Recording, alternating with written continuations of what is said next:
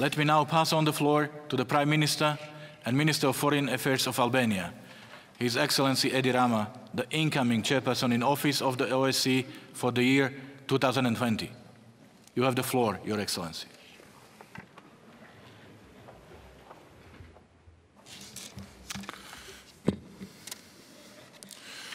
Isn't it really amazing? Albania will formally take on 1st of January the chairmanship of OSCE, exactly 45 years after its foundation. And guess what? 45 years ago, Albania, through the voice of its communist dictator, Enver Hoxha, was the only European state to not only refuse to be part of the OSCE, but also to denounce its birth as follows. The only hope of all the satellites of the Soviets is to strengthen their friendship with the United States and the West, to seek investments from them in the form of credits without any restrictions, to allow the Church to occupy its former place, to deepen the moral degeneration, and so on and on. I was 11 at that time, a pioneer, as the kids were labeled in the old Albania. And today, I am the 55 years old Prime Minister of the new Albania, which is a proud member of the OSCE, prepares to chair this organization of 57 countries and more than 1 billion people, from Vancouver to Vladivostok. Isn't it amazing? Dear Minister Lajčák and dear Miro, first and foremost, thank you for your warm hospitality. Thank you for your 10 commandments. You left me before entering this room. And thank you for your remark to me that at the end OSCE is about the people. And they are not really few, more than 1 billion. Dear Secretary General, esteemed colleagues, ladies and gentlemen, gathering here in Bratislava, we found consensus on many important decisions. That gives me confidence that despite our differences, achievements are possible if we are patient, perseverant, and ready to create the necessary diplomatic space.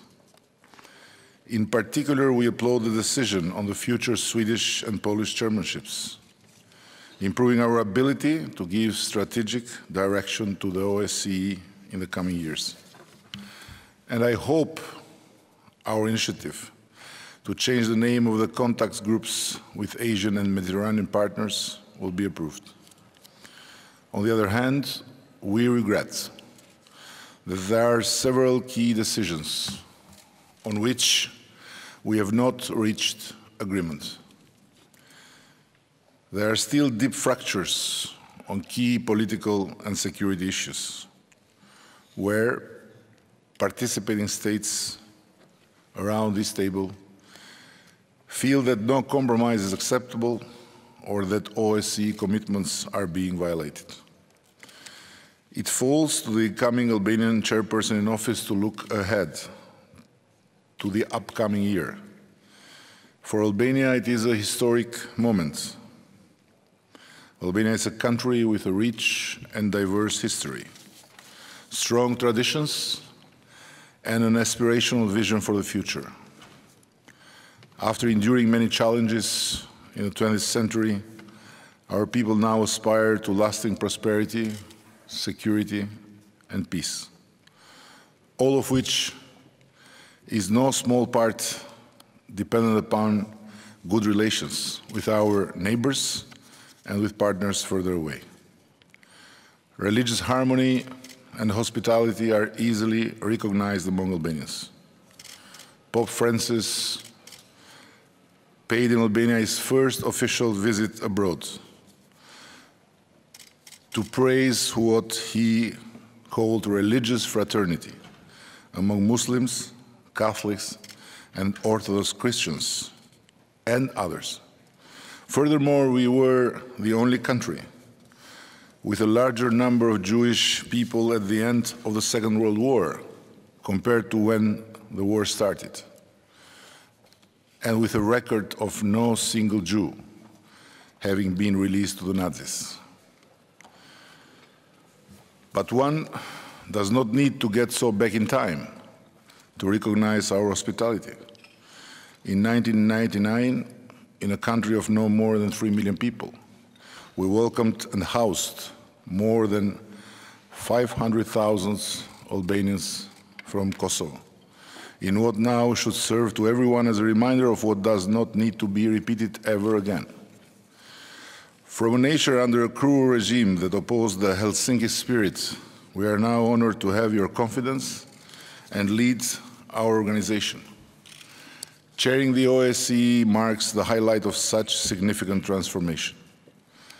Our vision for the Albanian chairmanship in 2020 is guided by 3 important standpoints. First, we intend to focus on the basics, implementing together, in good faith, the encompassing set of our political commitments. This is essentially for the credibility of the OSCE as the largest regional security organization, and for all of us, its participating states. The Helsinki recipe for peace in Europe is simple, yet effective. Respect for sovereignty and territorial integrity, and respect for human rights and fundamental freedoms. If we want security and peace in Europe, we'll have to take responsibility for fully implementing our commitments. Second, the OSCE has proven the ability to deploy quickly and sometimes where no one else can.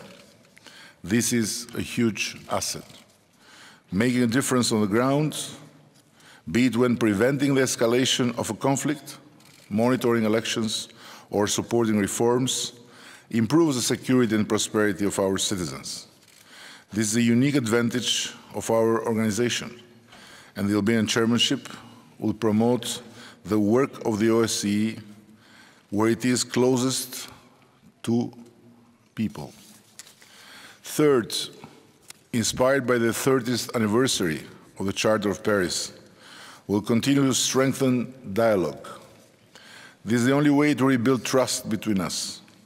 Promoting confidence-building measures and making full use of the structured dialogue are critical to this endeavor. Our detailed program of priorities for 2020 will be distributed at the start of the year. But I would like to take this opportunity to mention some key issues that will feature in our agenda. The crisis in and around Ukraine remains the most pressing security challenge in Europe. It is unacceptable that protracted conflicts in our region continue to claim lives. Therefore, conflict resolution efforts will be on top of the agenda of the Albanian chairmanship. Women continue to suffer most from instability and conflict. They are also unjustly excluded from peace talks. This is why we will focus both on combating violence against women and on promoting the role of women in peace and security. We will do our part by appointing more women to positions of responsibility in the OSCE. But I also call upon you, as several positions will be vacant next year, please nominate as many qualified female candidates as possible. On this topic, we are proud to bring here a positive legacy. As a country which is ranking among top 5 in the world for the women participation in government and quite high worldwide for the participation of women in public affairs. Corruption erodes the fundaments of our democracies and has an adverse impact on the prosperity and security of our region, along with other transnational threats, of course. Building on the momentum created by previous chairmanships, we will enhance the work of the OSCE in combating corruption and promoting good governance. Trafficking in human beings is both a serious human rights violation and a security risk. The OSCE is now a global leader in combating human trafficking, and in 2020 will continue to champion the OSCE activity in this area. Last, intolerance and hate speech are spreading in Europe. We must redouble efforts to counter discrimination and promote human rights and fundamental freedoms. Both anti-Semitism and anti-Muslim behavior and attitudes are, in our view, totally unacceptable, and we have and should fight them together. I believe we have crafted a realistic and balanced program, informed by extensive consultation with capitals and in Vienna. Throughout next year, Albania will be an open and inclusive chair. I want to guarantee you that the voices of each participating state will be heard with respect and that decisions will be taken in a fully transparent manner. Still, a chair cannot successfully steer the OSCE if there is no political will to compromise. If our mindset is that joining consensus is not possible until concessions have been extracted, if we only bring red lines to the negotiating table, what I ask from you is to engage constructively in the life of our organization, to bring flexibility and an open mind, and to not possibly forget. It's all about people, our people. We have a shared responsibility towards the OSCE. Let us ensure its functionality, and let us start by adopting a timely and balanced budget by the end of this year. We will build upon the achievements and experience of the previous chairmanships, and together with the expertise of our partners, we will make the next year, I'm sure, a success. Our success will be the success of the 57. We all have a responsibility here, not for just a bunch of people, but for more than 1 billion people. Thank you very much.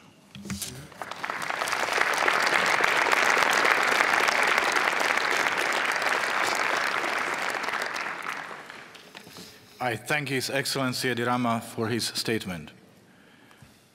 This concludes agenda item 10.